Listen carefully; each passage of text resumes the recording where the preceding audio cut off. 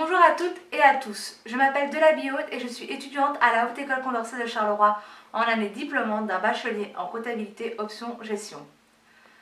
Un travail de fin d'études doit d'une certaine manière retracer notre parcours scolaire et mettre en pratique nos acquis. Rédiger un business plan demande de parcourir des matières telles que l'impôt des sociétés, taxe sur la valeur ajoutée, gestion financière, gestion budgétaire, l'analyse de ratio et évidemment la comptabilité. Afin de mettre la pratique enseignée, pendant notre bachelier, le plan financier présenté est celui d'un lancement d'un restaurant. Mon projet est un American Dinner, un restaurant à l'ambiance authentique des années 60 aux États-Unis, proposant des hamburgers, hot dogs et milkshakes.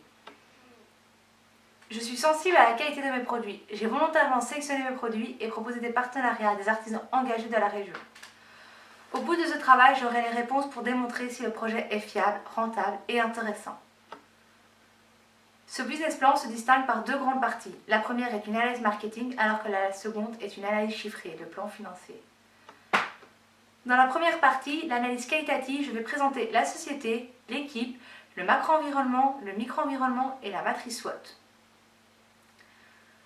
La forme juridique de la société est une société à responsabilité limitée, au capital déterminé selon le plan financier de 60 000 €. Il est important de souligner que selon le Code des sociétés et des associations, les statuts doivent être rédigés sous seing authentique et qu'il n'y a plus de capital minimum imposé. Le rôle du plan financier permet de dégager les apports de départ qui doivent être suffisants pour assurer la bonne prospérité de la société. Au niveau de l'équipe, je serai accompagnée d'un cuisinier, une serveuse et un chauffeur-livreur. Mon rôle principal est la gestion administrative, la négociation et l'approvisionnement auprès de mes fournisseurs, avec l'aide de mon cuisinier. Le cuisinier est responsable de sa cuisine et de ses stocks. La serveuse s'occupe d'accueillir, répondre aux demandes, servir le client et encaisser. Le chauffeur-livreur a pour mission de livrer les plats commandés par téléphone ou via le site internet.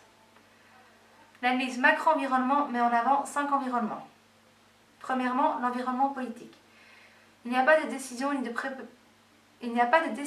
pression politique qui pourrait freiner mon développement. Ensuite, l'environnement économique. Les prix de matières premières et l'augmentation des charges en règle générale sont une menace pour les entreprises. Surtout que se restaurer à l'extérieur ne fait pas partie d'un besoin primaire. Les produits issus de l'agriculture biologique, équitable ou éco-responsable sont plus onéreuses. Troisièmement, l'environnement socio-culturel. Un nouveau moyen de consommer est en vogue en ce moment. Tout ce qui touche aux produits issus de l'agriculture biologique, équitable et ou éco-responsable. Ces nouvelles manières de consommer est un avantage pour mon restaurant. L'environnement technologique. Avec l'aide d'une application ou autre, les clients peuvent visualiser les allergènes, le régime et la provenance des produits. Et pour terminer, les facteurs environnementaux et écologiques. Mes produits seront de filière courte, auprès d'artisans de la région, et j'essaierai de maximiser le produit issu de l'agriculture biologique. Au sujet du micro-environnement, je vais aborder le sujet de la clientèle, de la concurrence et des fournisseurs. L'étude de marché montre que le produit est accueilli avec enthousiasme. Notre public cible sont les femmes de 16 à 30 ans. Le prix psychologique maximal est fixé à 15 € selon l'étude de marché. L'analyse de concurrence permet de se positionner sur le marché, d'anticiper, comprendre leur stratégie et s'adapter. Il y a deux types de concurrents, les directs et les indirects, que nous allons lister. Le Huggies Bar à Charleroi, le Tasty Bar à Namur, le Burger King Centre-Ville, le McDonald's à Centre-Ville et les friteries en règle générale à Centre-Ville sont les concurrents directs. Et comme concurrent indirect, nous avons tous les autres moyens de se restaurer. Que ce soit un restaurant qui ne fait pas partie de ma classification, un italien par exemple, ou les plats préparés qu'on peut retrouver dans les supermarchés. Ce sont des substituts de la restauration rapide. Il est important de proposer aux clients les meilleurs produits en termes de qualité, de fraîcheur et de prix. Nos clients ont une attente particulière envers la qualité produit. Cette dernière pourrait être garantie en sélectionnant minutieusement nos fournisseurs, et nos fournisseurs sont locaux. La matrice SWOT met en avant les points positifs et négatifs des facteurs internes ou externes à l'entreprise, en d'autres termes, les forces, qui sont de la carte peu variée, ce qui maximise la qualité et la rapidité du service. Des produits de qualité, de la rapidité, j'offre une nouvelle image du restaurant, du fast-food en règle générale. Dans mon restaurant, on va vivre une expérience et non seulement se restaurer.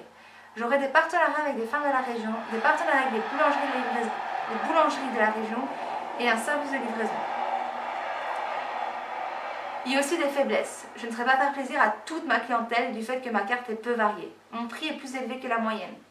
Mon étude de marché m'a démontré que ma clientèle n'avait pas d'enfants. J'ai donc volontairement décidé de ne pas investir dans le Kidsland. Mon prix est plus élevé que la moyenne. Les opportunités, c'est un concept peu développé et en plus de ça, je me situe dans une ville avec un parking gratuit de 50 places juste à côté. Et la mentalité des clients change, étant vers une restauration healthy. Il y a l'ASCA aussi, c'est une sécurité pour le client. Il sait que s'il vient manger chez moi, les normes d'hygiène seront respectées. Mais il y a la menace, il y a les menaces aussi. La conjoncture économique n'aide jamais les restaurants. En plus de ça, il y a la loi sur les alcools, le marché concurrentiel est très rude, le temps consacré à la restauration diminue. Et l'ASCA, même si c'est une opportunité, ça peut être aussi une menace. Il y a beaucoup de moyens qui doivent être mis en œuvre pour respecter toutes les règles. Passons à la partie chiffrée, à l'analyse qualitative. Après avoir listé nos charges et notre volume de vente, nous pouvons déterminer le coût de revient et le prix de vente. Pour nos hamburgers, le coût de revient est de 3,51 € et le prix de vente de 15 €. Pour nos hot dogs, le coût de revient est de 3 € et notre prix de vente de 10 €. Les milkshakes ont un coût de revient de 2,77 € pour un prix de vente de 5 €. Malgré une marge brute sur chiffre d'affaires supérieure à 80%, notre résultat est négatif pour nos 3 années. La première année, notre chiffre d'affaires est de 48 050 €, mais nos frais de personnel avoisinent les 50 000 €. La seconde année, le chiffre d'affaires est de 117 000 € et 5 €, mais nos frais de personnel sont de 98 976,34 € et de 82 047,44 € pour les comptes de la classe 61. Même constat pour la troisième année. Je vais donc étudier quelques ratios pour mieux comprendre. Le retour sur investissement est négatif, ce qui signifie que les montants investis sont inférieurs aux montants récupérés net. En d'autres termes, la société perd d'argent, et ce pour les 3 années. La solvabilité est la capacité de la part d'une entreprise à faire face à ses engagements financiers long terme. Le ratio est négatif, sauf la première année, ce qui s'explique par mon capital de 60 000 €. Le passif ne couvre pas les fonds propres. Mon solde de rentabilité n'est jamais atteint. Mon chiffre d'affaires est constamment en dessous. Le projet est ambitieux et mérite un business plan. L'étude qualitative a montré qu'il y avait de la concurrence entre les multiples restaurants, les produits substituts disponibles à la grande distribution, le choix ne manquait pas. Mais l'étude de marché a montré qu'il y avait une demande pour mon produit et la possibilité de récupérer une part de marché sur la restauration. La suite de l'analyse marketing a permis de soulever des points d'intention, tels que les règles d'hygiène strictes, le prix psychologique du maximum 15 €, le système d'enregistreuse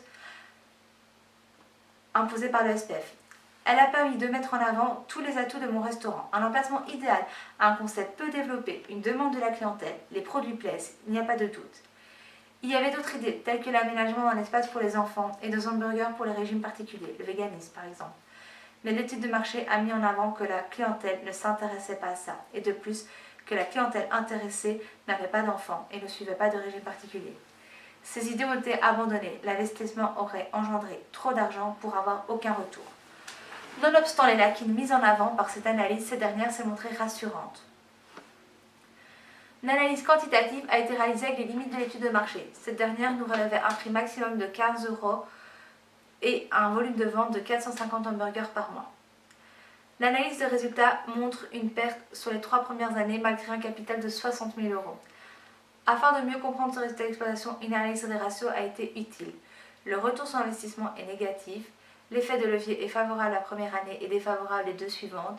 Le seuil de rentabilité n'est jamais atteint au cours des 3 ans. Le besoin de fonds roulement est favorable car nos clients payent au grand comptant, tandis que nos fournisseurs nous laissent un délai de 15 jours. La liquidité est positive, mais ce ratio est statique. Il n'est valable que le jour de la clôture des comptes. La solvabilité et rentabilité sont favorables la première année grâce aux apports numéraires de 60 000 €, mais les années suivantes, ces ratios sont défavorables. Ce projet ne peut pas aboutir dans ces conditions. Les charges peuvent difficilement être diminuées. Il faut regarder pour augmenter le débit de vente ou le prix de vente, en soulignant que l'étude de marché stipule qu'un prix de vente supérieur à 15 € nous faisait diminuer la part du marché